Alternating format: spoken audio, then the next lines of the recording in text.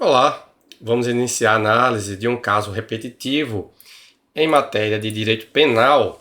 Esse aqui será sobre o tema de número 1196 do STJ, que discute a aplicação do revogado artigo 2º, parágrafo 2º da Lei de Crimes Hediondos na progressão de regime de condenado por crime hediondo com resultado morte, reincidente genérico, por ser mais benéfico ao reeducando em detrimento das modificações promovidas pela Lei 13.964/2019, pacote anticrime, que incluiu o artigo 112, inciso 6, na Lei de Execuções Penais.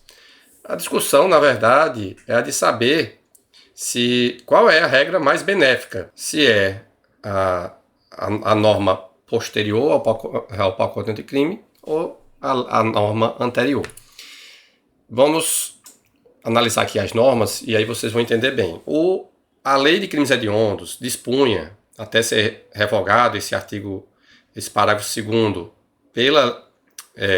pelo pacote anticrime, que é necessário para a progressão de regime do condenado por crime hediondo o cumprimento de 3/5 da pena se ele for reincidente. Então exigia o cumprimento de 60% da pena para a progressão de regime, certo?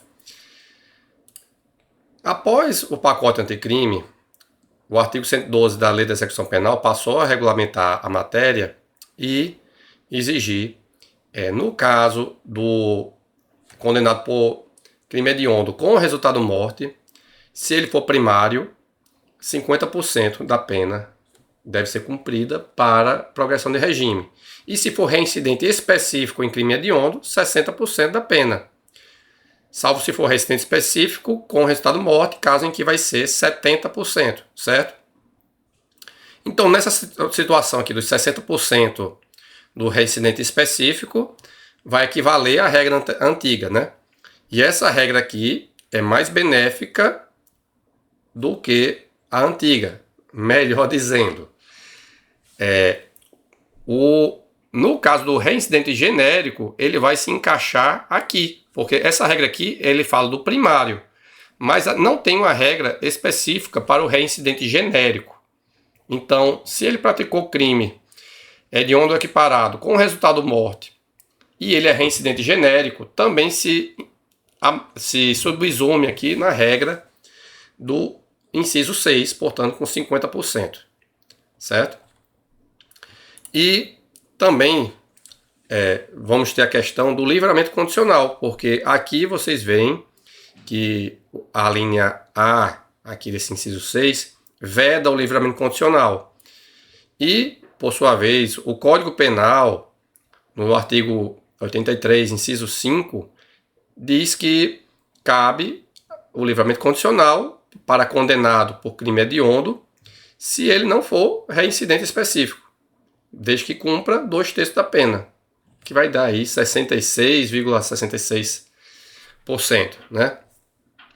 Então, temos aqui a questão, então, da progressão de regime para quem foi condenado, que é reincidente genérico, porque aí ele tem uma regra atual de 50% para a progressão, quando a regra anterior ao pacote anticrime exigia 60%.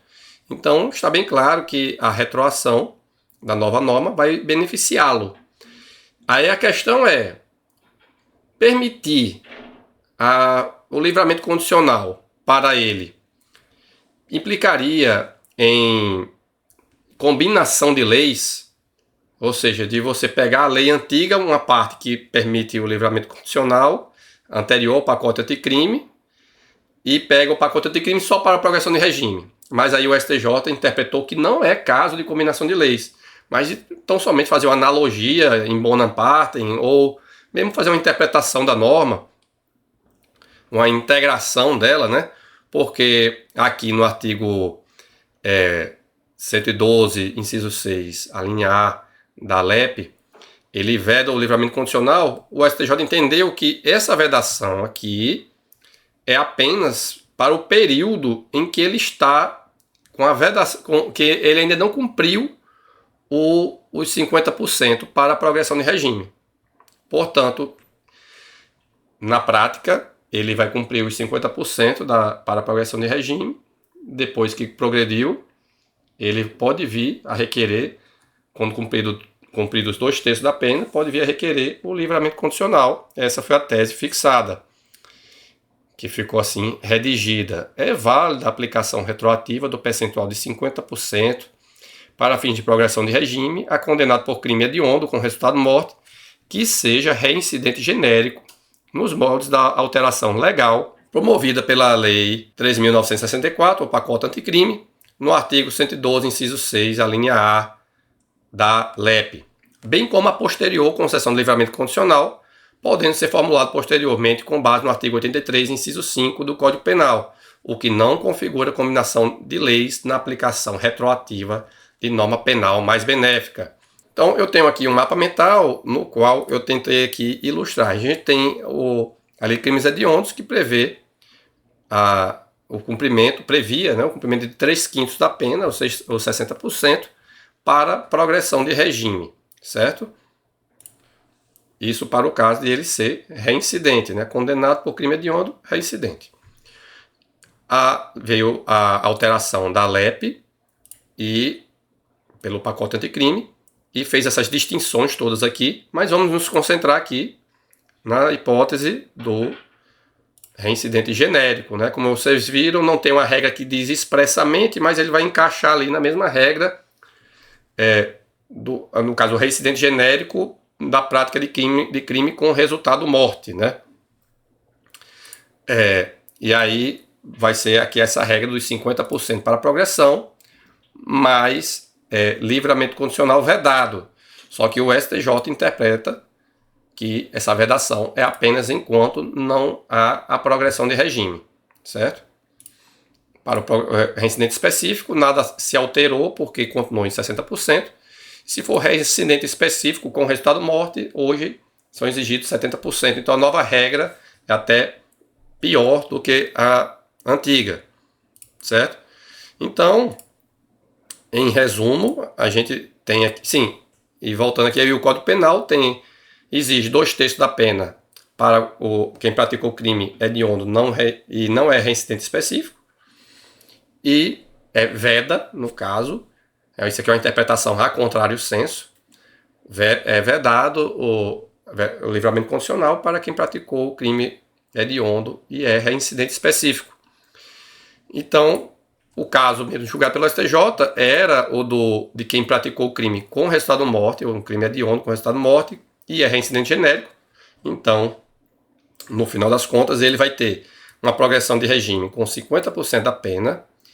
Então, e a nova lei mais benéfica, no caso, vai retroagir e terá um livramento condicional com cumprimento de 2/3 da pena, ou 66,66%.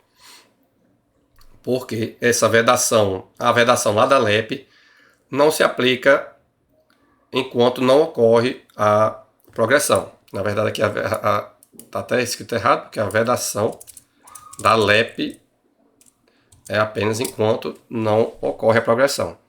E, segundo o STJ, isso não é combinação de leis, certo? Temos aqui o QR Code para o meu curso de Informática Aplicada. É um curso em que eu falo por 12 horas sobre várias ferramentas, sobre o melhor uso da informática na atividade judicial, seja como estudante ou aplicador do direito, certo?